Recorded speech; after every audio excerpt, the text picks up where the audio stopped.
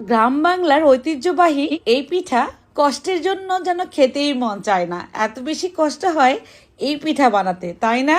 আজকে আমি এমন পদ্ধতিতে আপনাদেরকে এই পিঠা বানিয়ে দেখাবো, আশা করি সবার কাছেই অনেক বেশি সহজ মনে হবে।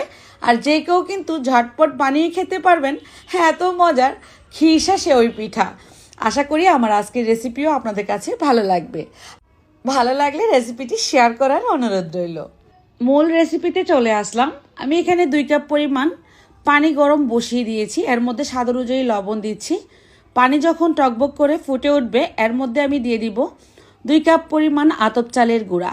এই গুঁড়াটা চাইলে শুকনাও নিতে পারেন বা সঙ্গে সঙ্গে ভাঙিয়ে এনেও তৈরি করতে পারেন। আতপ চালের গুঁড়া দেওয়ার পর ঢাকনা দিয়ে ঢেকে মিডিয়াম হিটে আমি জাল করব 2 থেকে 3 মিনিটের মতো। এর মধ্যে গরম ভাবটা কিন্তু এই আতপ চালের গুঁড়ার ভেতর ঢুকে পড়বে। 2 মিনিট পর একটু নেড়ে চেড়ে আবারও একদমই লো হিটে 5 মিনিটের মতো দমে রেখে দিব।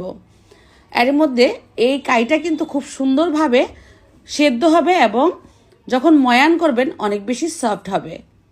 আমি নামিয়ে নিচ্ছি একটা ছড়ানো ডিশের মধ্যে, এতে করে আমাদের মথে নিতে সুবিধা হবে। এখন আমরা পানিতে হাত ভিজিয়ে ভিজিয়ে তারপর এই গরম গরম অবস্থায় কাইটাকে মথে নিব। খুব সুন্দর মসৃণ একটা ডো তৈরি হয়ে যাবে অল্প সময়েই। এই তো, এবার আমি এ থেকে কিছুটা পরিমাণ লেচি নিয়ে নিচ্ছি। ছোটবেলা থেকেই দেখে আসছি যে এই সেওই পিঠাটা কিন্তু চিকন চিকন লতার মতো তৈরি করে তারপর হাত দিয়েই কেটে নেয় খুবই স্পিডে। যারা স্পিডে কাটতে পারেন না তাদের জন্য আমার আজকের এই পদ্ধতি। দেখে দেখে কিন্তু বুঝে ফেলবেন লতাটা একটু মোটা সাইজের হয়েছে। এ থেকে কিছুটা পরিমাণ নিয়ে নিয়ে মেরা পিঠা যেভাবে আমরা তৈরি করি ঠিক সেভাবেই 2 দিকে একটু চৌখা করে হাতে ফিনিশ করে দিলেই হয়ে যাবে। চাইলে কিন্তু পিঁড়ির মধ্যে নিয়েও এই কাজটা করতে পারেন, তবে হাত দিয়েই করলে আমার কাছে সুবিধা মনে হয়। এখানে আমি অনেকগুলো বানিয়ে ফেলেছি। এ দিয়ে এবার খিরসা সেওই পিঠাটা তৈরি করব। 1.5 লিটার দুধকে আমি 1 লিটারের মতো জাল করে তৈরি করে নিয়েছি। এই ঘন দুধ দিয়েই তৈরি হবে খিরসা সেওই পিঠা। গুড় নিলাম আমি 1 কাপ পরিমাণ খেজুর গুড়। এই গুড়ের মধ্যে দিয়ে দিচ্ছি ঘন দুধ। এই দুধটা দিয়ে গুড়টাকে আমি একটু ভিজিয়ে রাখবো, এতে করে যতটুকু গলার গলে যাবে।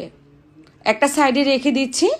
এখন আমি এই ঘন দুধের মধ্যে দিয়ে দিব সেওই পিঠাগুলো, এভাবে করে ছেড়ে দিচ্ছি। এখন জাস্ট কয়েকবার বলক উঠিয়ে নিব। মিডিয়াম হিটে জাল করব, আলতু করে নাড়তে থাকবো। এর মধ্যে কিন্তু এই পিঠাগুলো ভালোভাবে সেদ্ধ হয়ে যাবে। এভাবে করে এই সেওই পিঠাটা তৈরি করলে ভাঙার কোনো চান্স থাকে না বা গলে যাওয়ার কোনো চান্স থাকে না। একটু মোটা হয়, দেখতেও ভালো হয়, খেতেও মজা হয়। এখন আমি দিয়ে দিচ্ছি কুড়ানো নারিকেল। 1 কাপের মতো কুড়ানো নারিকেল দিচ্ছি। মুখে দিলেই নারিকেলে ভরপুর খেজুর গুড়ের এই সেওই পিঠা খেতে যে ভীষণ মজার। কয়েকবার জাল করার পর সেদ্ধ হয়ে গেলে এবার দিয়ে দিচ্ছি খেজুর গুড়। খেজুর গুড় দেওয়ার পর চুলার হিট বাড়ানো যাবে না। উত্তপ্ত জালে কিন্তু খেজুর গুড়টা ফেটে যেতে পারে দুধটা, সেদিকে খেয়াল রাখতে হবে। লো হিটেই আরও 2-1 বার বলক উঠিয়ে নিয়েছি। গুড় দুধের সাথে খুব ভালোভাবে মিশে গেলেই চুলা থেকে নামিয়ে নেব।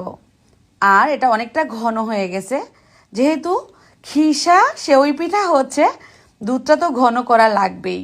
চাইলে কিন্তু আপনারা এভাবে বেশি পরিমাণে বানাতে পারেন, বা আমি যেভাবে আজকে অল্প পরিমাণে বানিয়ে দেখিয়েছি এভাবে বানিয়েও টেস্ট করতে পারেন।